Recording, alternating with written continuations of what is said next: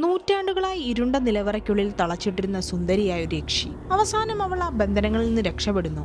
അതിനുശേഷം ആ തറവാട്ടിലേക്ക് എത്തുന്ന അനന്തരാവകാശിയായ നിരഞ്ജനുമായി പ്രണയത്തിലാകുന്നുണ്ട്. ആരെയും വശീകരിച്ച് കൊലപ്പെടുത്താൻ കഴിവുള്ള ഭയാനകമായ ശക്തിയുള്ള യക്ഷിയായിരുന്നു അവൾ. എന്നിട്ടും നിരഞ്ജനെ മാത്രം അവൾ കൊല്ലുന്നില്ല.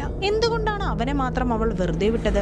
അവനോട് അവൾക്ക് പ്രണയമാണോ, അതോ അതിനു പിന്നിൽ മറ്റെന്തെങ്കിലും രഹസ്യമുണ്ടോ? ബാക്കി നമുക്ക് കണ്ടു തന്നെ അറിയാം. നിങ്ങൾ ഞങ്ങളുടെ ചാനൽ ആദ്യമായിട്ടാണ് കാണുന്നതെങ്കിൽ ഇപ്പോൾ തന്നെ ചാനൽ സബ്സ്ക്രൈബ് ചെയ്ത് വീഡിയോ കാണാൻ തുടങ്ങിക്കോളൂ. നിങ്ങളുടെ ഓരോ സബ്സ്ക്രിപ്ഷനും പുതിയ സിനിമകൾ നിങ്ങളുടെ മുന്നിലേക്ക് കൊണ്ടുവരാൻ ഞങ്ങൾക്ക് ലഭിക്കുന്ന പ്രചോദനമാണ്. 2026 പുറത്തിറങ്ങിയ ഹൊറർ മലയാള ചിത്രമായ അരൂപിയുടെ കഥയിലേക്ക് നമുക്ക് കടക്കാം. പത്മിനി തമ്പുരാട്ടിയുടെ കഥ പറഞ്ഞുകൊണ്ടാണ് സിനിമ ആരംഭിക്കുന്നത്. നൂറ്റാണ്ടുകൾക്ക് മുൻപ് കാലൂർ മനയിൽ ജീവിച്ചിരുന്നൊരു തമ്പുരാട്ടി കുട്ടിയാണ് പത്മിനി. സംഗീതം കൊണ്ടും സ്വഭാവം കൊണ്ടും അവൾ എല്ലാവരെയും സ്നേഹിച്ചിരുന്നു. ആ നാട്ടിലുള്ളവർക്കൊക്കെ അവൾ ഒരു അപ്സരസായിരുന്നു. പത്മിനിയുടെ മുറച്ചെറുക്കനായ ദത്തൻ തമ്പുരാൻ പത്മിനിയെ സ്വന്തമാക്കാൻ ആഗ്രഹിച്ചിരുന്നു. അതിക്രൂരനും ദുർമന്ത്രവാദിയുമായിരുന്നു അയാൾ. പത്മിനി തമ്പുരാട്ടി സ്നേഹിച്ചിരുന്നത് ആര്യനാട്ടുമനയിലെ സൂര്യൻ നമ്പൂതിരിയായിരുന്നു. ആയോധന കലകളിലും മാന്ത്രിക വിദ്യകളിലും മിടുക്കനായ അയാളെ പത്മിനി തന്റെ ചെറുപ്പം മുതൽ തന്നെ സ്നേഹിക്കാൻ തുടങ്ങിയിരുന്നു. അവരുടെ പ്രണയം ദത്തൻ തമ്പുരാന്റെ ഉറക്കം കെടുത്തിയിരുന്നു.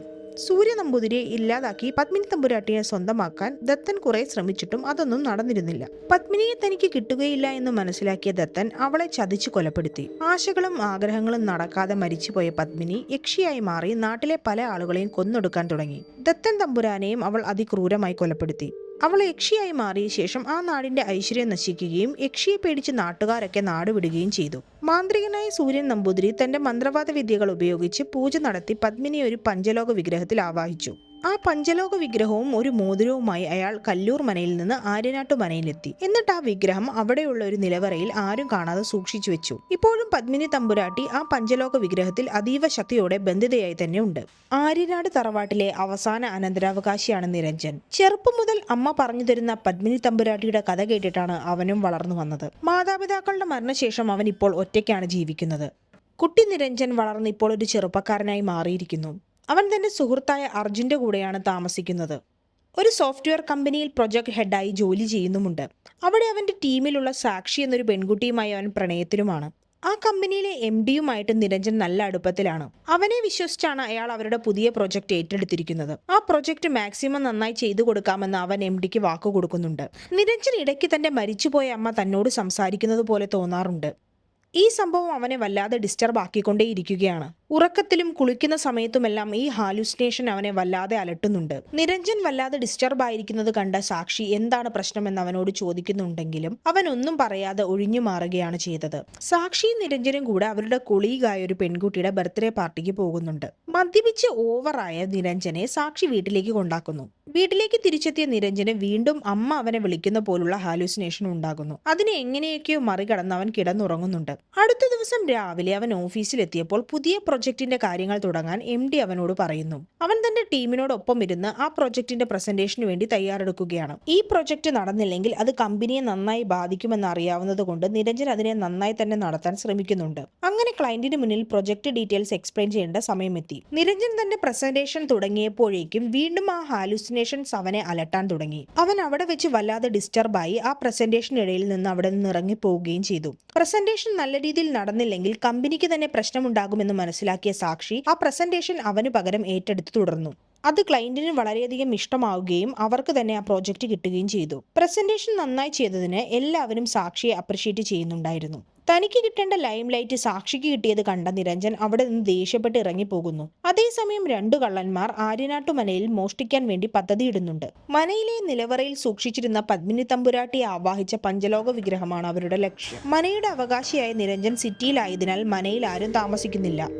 നിരഞ്ജന്റെ സുഹൃത്താണ് ആ മനയുടെ കാര്യസ്ഥൻ. മനയുടെ ഉള്ളിൽ കയറിയ കള്ളന്മാർ അവിടെയുള്ള നിലവറയിലെ പെട്ടിയിൽ നിന്ന് ചുവന്ന തുണിയിൽ പൊതിഞ്ഞ ആ വിഗ്രഹം എടുക്കുന്നു. ആ വിഗ്രഹത്തിന് പുറത്ത് ജപിച്ച തവിടുകളും കെട്ടിയിട്ടുണ്ടായിരുന്നു. അവർ അതിൽ ചുറ്റിയിരുന്ന തവിടുകൾ പൊട്ടിച്ച് വിഗ്രഹത്തെ പുറത്തെടുക്കുന്നു. ആ വിഗ്രഹത്തിൽ തൊട്ടപ്പോൾ അതിൽ നിന്ന് ഷോക്കടിക്കുകയും അത് കയ്യിൽ നിന്ന് താഴെ വീണ് അതിൽ നിന്ന് പുക വരികയും ചെയ്തു. അന്വേഷിച്ചു വന്ന പഞ്ചലോക വിഗ്രഹം കിട്ടിയ ഉടനെ അവർ അതുമായി മനയ്ക്ക് പുറത്തെത്തുന്നു. അപ്പോൾ ആ മനയുടെ കുളക്കടവിൽ ഒരു കപ്പിൾസിനെ കണ്ട അവർ അവരെ ഒളിഞ്ഞു നിന്ന് നിരീക്ഷിക്കുകയാണ്. ആ കപ്പിൾ കപ്പിൾസ് അവിടെ റൊമാൻസ് ചെയ്തുകൊണ്ടിരിക്കുകയായിരുന്നു.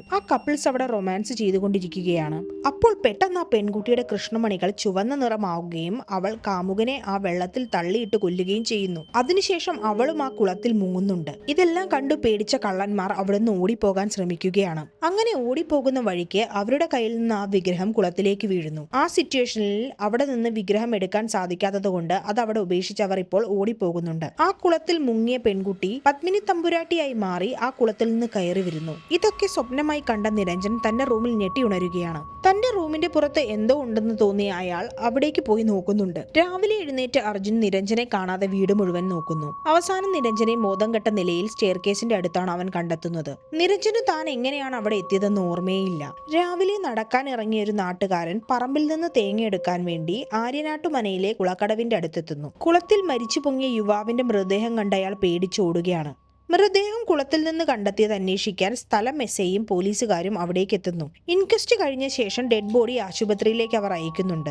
കഴിഞ്ഞ ദിവസം അവിടെ ഉണ്ടായിരുന്ന കള്ളന്മാരും അവിടെ എത്തിയിരുന്നു. അവർ കുളത്തിൽ വീണുപോയ വിഗ്രഹം എങ്ങനെയെങ്കിലും എടുത്തു കൊണ്ടുപോകാനാണ് അവിടേക്ക് വന്നത്. പോലീസും കേസും ഒക്കെ ആയതുകൊണ്ട് ആ വിഗ്രഹം കുറച്ചു കഴിഞ്ഞ് എടുക്കാമെന്ന് തീരുമാനിച്ച് അവർ തിരിച്ചു പോകുന്നു. മനയുടെ കാര്യസ്ഥനായ നിരഞ്ജന്റെ സുഹൃത്ത് വിളിച്ച് മനയിൽ വെച്ച് കൊലപാതകം നടന്ന കാര്യവും അതുകൊണ്ട് പെട്ടെന്ന് തന്നെ അവിടേക്ക് വരണമെന്നും അവനോട് പറയുന്നു. അത് കേട്ട നിരഞ്ജൻ പെട്ടെന്ന് തന്നെ MDയുടെ അടുത്ത് പോയി ലീവ് വേണമെന്ന് പറഞ്ഞ് സംസാരിക്കുന്നു. കഴിഞ്ഞ ദിവസം ക്ലയന്റ് പ്രസന്റേഷൻ നടന്ന സമയത്തുണ്ടായ നിരഞ്ജന്റെ പെരുമാറ്റത്തെക്കുറിച്ച് MD അയാളോട് ചോദിക്കുന്നുണ്ട്. സാക്ഷി കൃത്യസമയത്ത് പ്രസന്റേഷൻ ടേക്ക് ഓവർ ചെയ്ത് അവരുടെ ആ പ്രൊജക്ട് രക്ഷിച്ച കാര്യവും അയാൾ പറഞ്ഞു. ഈ ക്രൂഷ്യലായ സമയത്ത് ലീവ് തരാൻ പറ്റില്ല എന്നും ഈ പ്രൊജക്റ്റിൽ അവൻ ഉണ്ടാകേണ്ടത് ഇമ്പോർട്ടന്റ് ആണെന്നും MD പറയുന്നത് കേട്ട് നിരഞ്ജന് ദേഷ്യം വരുന്നുണ്ട്. അവൻ ക്വിറ്റ് ചെയ്യുകയാണെന്ന് പറഞ്ഞ് അവിടെ നിന്ന് ഇറങ്ങിപ്പോയി. സാക്ഷി നിരഞ്ജനെ പിറകിൽ നിന്ന് വിളിക്കുന്നുണ്ടെങ്കിലും ഒന്നും കേൾക്കാതെ അവൻ പോകുന്നത് കണ്ട് അവളും അവന്റെ പിന്നാലെ കാർ പാർക്കിൽ എത്തുന്നു. സാക്ഷി ആ പ്രസന്റേഷനിൽ ചെയ്ത കാര്യം അവന്റെ ഈഗോയെ വല്ലാതെ ഹേർട്ട് ചെയ്തിരുന്നു. അവളോട് ദേഷ്യപ്പെട്ട ശേഷം അവൻ അവിടെ നിന്ന് കാർ എടുത്തു പോകുന്നു. സാക്ഷിക്ക് നിരഞ്ജൻ ഇങ്ങനെ പോയത് കൊണ്ട് ഭയങ്കര ഹേർട്ട് ആകുന്നുണ്ട്. അത് ആലോചിച്ച് അവൾ വല്ലാതെ കരഞ്ഞുകൊണ്ട് അവിടെ നിൽക്കുകയാണ്. നിരഞ്ജൻ അവിടെ നിന്ന് നേരെ പോയത് ആര്യനാട്ടുമനയിലേക്കായിരുന്നു. നിരഞ്ജന്റെ സുഹൃത്ത് അവന് വേണ്ടി അവിടെ കാത്തിരിക്കുന്നുണ്ടായിരുന്നു. മനയിലെത്തി അവൻ തന്റെ കുട്ടിക്കാലത്ത് അവിടെ അമ്മയോടൊത്ത് ചിലവഴിച്ച നിമിഷങ്ങൾ ഓർത്തെടുക്കുകയാണ്. സാക്ഷി അവനെ കോണ്ടാക്ട് ചെയ്യാൻ ശ്രമിക്കുന്നുണ്ടെങ്കിലും അവളുടെ ഫോൺ അവൻ അറ്റൻഡ് ചെയ്യുന്നില്ല. മനയിലെ കുളത്തിലിറങ്ങി കുളിക്കുന്ന നിരഞ്ജൻ അവിടെ നിന്ന് ആ പഞ്ചലോക വിഗ്രഹം കിട്ടുന്നു.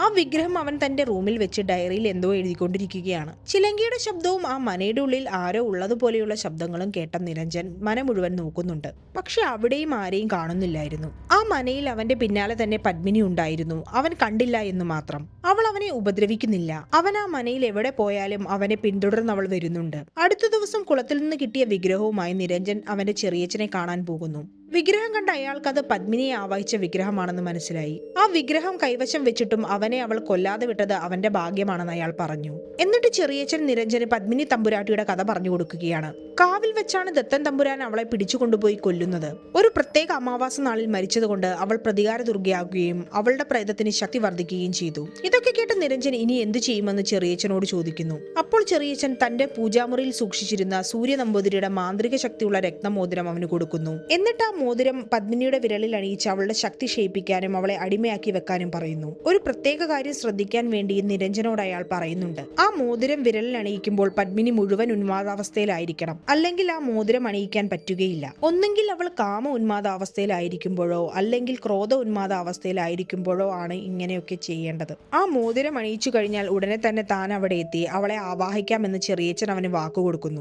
അങ്ങനെ സമയം വീണ്ടും രാത്രിയായി. നിരഞ്ജൻ തന്റെ റൂമിൽ എന്തോ എഴുതിക്കൊണ്ടിരിക്കുകയാണ്. അവന്റെ അടുത്തുള്ള പഞ്ചലോക വിഗ്രഹം തനിയെ ചലിക്കുന്നത് അവൻ കാണുന്നു. അപ്പോൾ അവന്റെ മനസ്സിലൊരു ചോദ്യം ഉയർന്നു. പത്മിനി തമ്പുരാട്ടി ഇപ്പോഴും എന്നെ എന്തിനാണ് കൊല്ലാതെ വിട്ടിരിക്കുന്നത്? അവൻ ആ വിഗ്രഹത്തെ നോക്കി സംസാരിക്കാൻ തുടങ്ങുകയാണ്. പത്മിനി, എനിക്കറിയാം നീ ഈ റൂമിലുണ്ടെന്ന്. എനിക്ക് നിന്നെ കാണണം. എന്റെ മുന്നിലേക്ക് വരൂ എന്ന് പറയുന്നു. അപ്പോൾ അവന്റെ മുന്നിൽ അവൾ പ്രത്യക്ഷപ്പെടുന്നു. അവളെ കണ്ട് അവൻ ഞെട്ടുന്നുണ്ടെങ്കിലും അവൾ അവന്റെ അടുത്ത് വന്ന്, ഞാൻ നിന്നെ കൊല്ലാതെ ഇരുന്നത് എനിക്ക് നിന്നോടുള്ള ഇഷ്ടം കൊണ്ടാണ്. ഞാൻ സ്നേഹിച്ച സൂര്യ നമ്പൂതിരിയുടെ രക്തം തന്നെയാണ് നീയും എന്ന് അവനോട് പറയുന്നു. നിരഞ്ജന്റെ അടുത്ത് വളരെ സ്നേഹത്തോടെയാണ് അവൾ പെരുമാറുന്നത്. അവളുടെ ഈ പെരുമാറ്റത്തിൽ നിരഞ്ജന്റെയും മനസ്സിളകുന്നുണ്ട്. രാവിലെ ഉറക്കമുണരുന്ന നിരഞ്ജൻ അവളെ സ്വപ്നം കണ്ടുകൊണ്ടാണ് എഴുന്നേക്കുന്നത്. അവളെ ആവാഹിക്കണമെന്ന ചിന്തയിൽ നിന്ന് അവനിപ്പോൾ മനംമാറ്റം വന്നു തുടങ്ങിയിരിക്കുന്നു. രാവിലെ എഴുന്നേറ്റ് നോക്കുമ്പോൾ പത്മിനി അവിടെ വിളക്കിനിടുന്ന തിരി ഉണ്ടാക്കിക്കൊണ്ടിരിക്കുകയാണ്. അപ്പോൾ അവൾ ഇത് ഏത് കാലമാണെന്നും താൻ ഉറങ്ങിയ കാലത്തൊക്കെ ഇവിടെ എന്തൊക്കെ മാറ്റങ്ങളാണ് നടന്നുവെന്ന് അറിയണമെന്ന് അവനോട് പറയുന്നു. അത് കേട്ട് നിരഞ്ജൻ അവളെ പുറത്തേക്ക് കൊണ്ടുപോയി നാടൊക്കെ കാണിക്കാമെന്ന് പറയുന്നു. അവൾ ഇട്ടിരുന്ന പഴയകാല ഡ്രസ്സൊക്കെ മാറ്റി പുതിയ ഡ്രസ്സ് ഇട്ട് കൊണ്ടുവരാൻ അവൻ അവളോട് പറഞ്ഞു. അപ്പോഴേക്കും നിരഞ്ജനെ അവന്റെ ചെറിയച്ഛൻ വിളിക്കുന്നുണ്ട്. പത്മിനി അതീവ സാമർത്ഥ്യകാരിയാണ്. അവൾ ആളുകളെ മയക്കി വശീകരിച്ച് ഇല്ലാതാക്കുമെന്നും അതുകൊണ്ട് അവളുടെ അടുത്ത് ഇടപഴകുമ്പോൾ ശ്രദ്ധിക്കണമെന്നും അയാൾ അവന് താക്കീത് നൽകുന്നു. പൂർണ്ണചന്ദ്ര രാത്രിയായ അന്നത്തെ ദിവസം അവളുടെ വികാരങ്ങൾ വളരെ കൂടുതലായിരിക്കും. അതുകൊണ്ട് അന്നത്തെ ദിവസം തന്നെ അവളെ കാമപരിവശയാക്കി വശീകരിച്ച് ആ മോതിരം കയ്യിൽ അണിയിക്കാനും പറയുന്നുണ്ട്. അതിന് നിരഞ്ജനും ഓക്കെ പറയുന്നു. അപ്പോഴേക്കും പത്മിനി റെഡിയായി എത്തുകയും അവർ രണ്ടുപേരും കൂടെ പുറത്തേക്ക് പോവുകയും ചെയ്തു.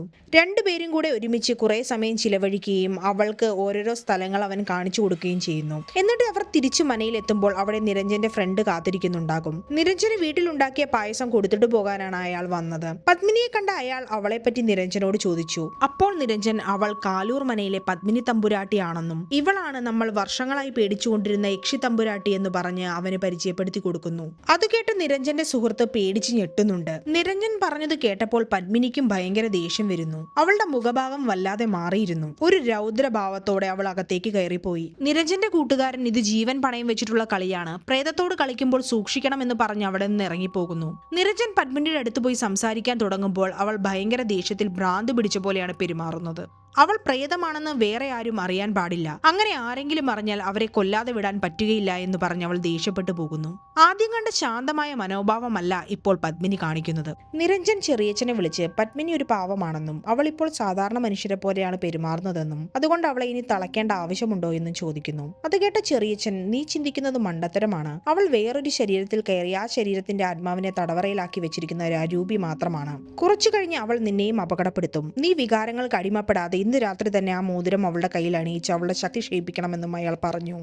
ഇതൊക്കെ കേട്ട നിരഞ്ജൻ പകുതി മനസ്സോടെ അത് ചെയ്യാൻ തീരുമാനിക്കുന്നു. നിരഞ്ജൻ കുറെ നാളായി സാക്ഷിയുടെ കോളൊന്നും എടുക്കാത്തത് കൊണ്ട് സാക്ഷി വല്ലാത്ത ടെൻഷനിലാണ്. അവൻ എന്തെങ്കിലും പറ്റുമോ എന്നാണ് അവളുടെ പേടി. അതവൾ കൂട്ടുകാരിയോട് പറയുന്നുണ്ട്. MDയോട് സംസാരിച്ചാൽ ചിലപ്പോൾ നിരഞ്ജനെ പറ്റി കൂടുതൽ എന്തെങ്കിലും അറിയാൻ സാധിക്കുമെന്ന് കൂട്ടുകാരി അവൾക്ക് സജസ്റ്റ് ചെയ്യുന്നു. അങ്ങനെ അവർ MDയുടെ അടുത്തെത്തി നിരഞ്ജന്റെ പാസ്റ്റിനെ പറ്റിയുള്ള കാര്യങ്ങൾ അയാളോട് ചോദിക്കുന്നുണ്ട്. പണ്ട് നിരഞ്ജൻ ഒരു ആക്സിഡന്റ് പറ്റിയിട്ടുണ്ടായിരുന്നുവെന്നും നിരഞ്ജൻ അതിനുശേഷം ഒരു ഡോക്ടറിന്റെ ട്രീറ്റ്മെന്റിലായിരുന്നുവെന്നും അയാൾ പറഞ്ഞു. സാക്ഷി ആ ഡോക്ടറിന്റെ ഡീറ്റെയിൽസ് വാങ്ങി അയാളെ കാണാൻ തീരുമാനിക്കുന്നുണ്ട്.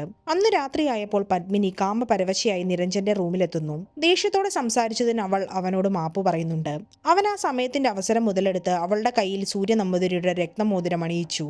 അവളുടെ ശക്തികൾ കുറയുന്നത് മനസ്സിലാക്കി അവൻ അവളെ ഒരു റൂമിൽ അടച്ചിടുകയും ചെയ്തു. എന്നിട്ട് അവൻ തന്റെ ചെറിയച്ഛനെ അവിടേക്ക് വിളിച്ചു വരുത്തുന്നു. ചെറിയച്ഛനും നിരഞ്ജനും കൂടെ പത്മിനിയെ തളയ്ക്കാൻ വേണ്ടി പൂജകൾ ആരംഭിക്കുകയാണ്. ആ സമയത്താണ് കള്ളന്മാർ പഞ്ചലോക വിഗ്രഹം എടുക്കാൻ മനയിലെത്തുന്നത്. ആ മനയിൽ പൂജ നടക്കുന്ന അവർ കാണുന്നുണ്ട്. പൂജാപീഠത്തിന്റെ അടുത്തായി പഞ്ചലോക വിഗ്രഹവും അവർ കണ്ടു. റൂമിലുണ്ടായിരുന്ന പത്മിനിയെ പൂജാക്കളത്തിലേക്ക് കൊണ്ടുവരാൻ വേണ്ടി നിരഞ്ജനും ചെറിയച്ഛനും പോകുന്ന സമയത്ത് പൂജാപീഠത്തിൽ ഉണ്ടായിരുന്ന ആ വിഗ്രഹം കള്ളന്മാർ അടിച്ചു മാറ്റി കൊണ്ടുപോകുന്നു. വിഗ്രഹം അവരുടെ കയ്യിൽ നിന്ന് നഷ്ടപ്പെട്ടെന്ന് മനസ്സിലാക്കിയ പത്മിനി അവിടെ നിന്ന് അപ്രത്യക്ഷയാകുന്നുണ്ട്. ആ വിഗ്രഹമില്ലാതെ അവളെ തളയ്ക്കാൻ സാധിക്കില്ല. ആ വിഗ്രഹം എവിടെയാണോ അവിടെ തന്നെയാണ് പത്മിനിയും ഉണ്ടാവുക.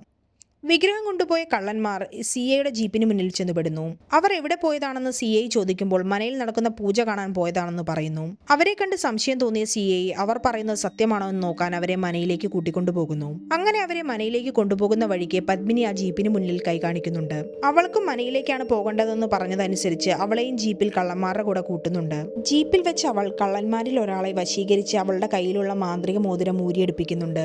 അപ്പോഴേക്കും പോലീസ് ജീപ്പ് മനയിലെത്തി. അവർ വണ്ടിയിൽ ഇറങ്ങിയപ്പോഴേക്കും പത്മിനി അവിടെ നിന്ന് അപ്രതീക്ഷയായിരുന്നു.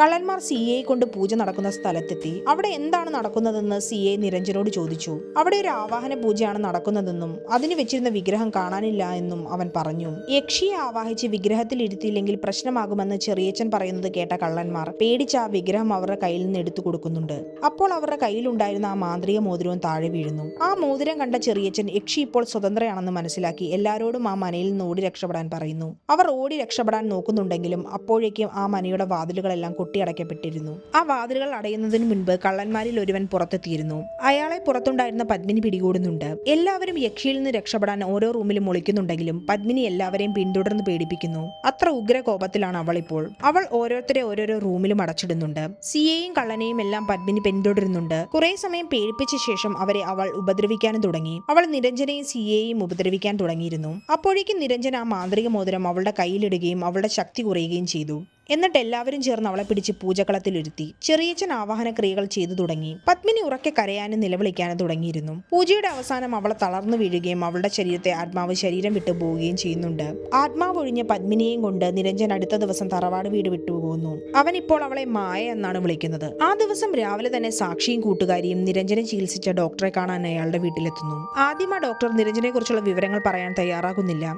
സാക്ഷി കുറെ റിക്വസ്റ്റ് ചെയ്യുന്നത് കൊണ്ട് അവസാനം അയാൾ പറയാൻ തുടങ്ങുന്നു. നിരഞ്ജൻ ഭയങ്കര സൈക്കോട്ടിക് ആയിട്ടുള്ള ഒരാളാണെന്നും അയാളുടെ കൂടെയുള്ള ഫാമിലിക്കും ഫ്രണ്ട്സിനും അയാളുടെ മനോനില കാരണം പല അപകടങ്ങളും വരാൻ സാധ്യതയുണ്ടെന്നും പറഞ്ഞു. സാക്ഷി കൂടുതൽ കാര്യങ്ങൾ അറിയാൻ വേണ്ടി നിരഞ്ജൻ താമസിച്ചിരുന്ന വീടിനടുത്തെത്തുന്നുണ്ട്. ഒരു അയൽക്കാരനോട് നിരഞ്ജനെ കുറിച്ച് അന്വേഷിച്ചപ്പോൾ കുറച്ചു ദിവസമായി അവൻ അവിടെ ഇല്ല എന്ന് അവൾക്ക് അറിയാൻ കഴിഞ്ഞു. അതുപോലെ തന്നെ അയാളുടെ അടുത്ത് നിന്ന് അവൾ വേറൊരു ഞെട്ടിക്കുന്ന രഹസ്യവും അറിയുന്നു. നിരഞ്ജൻ എപ്പോഴും പറയാറുള്ള നിരഞ്ജന്റെ റൂംമേറ്റ് ആയ അർജുൻ അങ്ങനെ ഒരാൾ അവിടെ താമസിക്കുന്നില്ലായിരുന്നു. കുറച്ചു വർഷങ്ങളായി നിരഞ്ജൻ ആ വീട്ടിൽ ഒറ്റയ്ക്കാണ് താമസം.